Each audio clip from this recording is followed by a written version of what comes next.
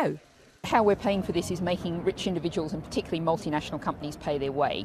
We want to have a big crackdown on tax avoidance and evasion. One of the things we're looking to do with that is really reboost the staff in the HMRC, which has been decimated in recent years. We are seeing a real shift globally and in Britain.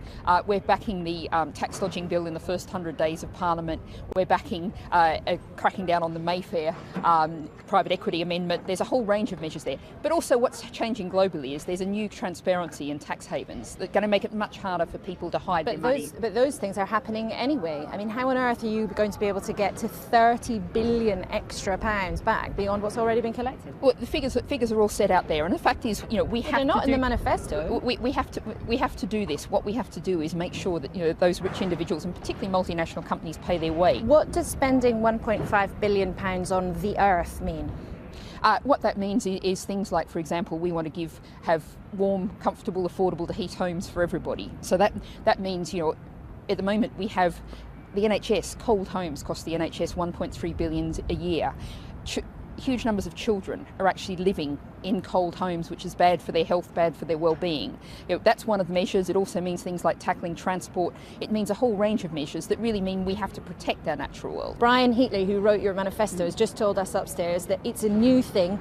You can't really be sure. And we also set out alternative ways that as the money comes in, we'll find alternative ways to do that. But the wealth tax is your big...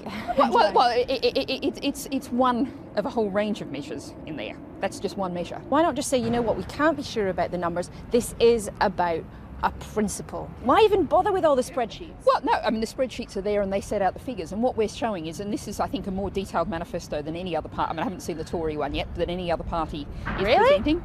We've set out all the details of how we can really reshape the society. And this is, really doing something different. I'm talking about it as, the post-Thatcherite age. We finally move on from that kind of philosophy that accepts that greed is good. If you say you're all about ending austerity, how could you then work with the Labour Party, who've said they don't want to cut as much as the Tories, but they will cut?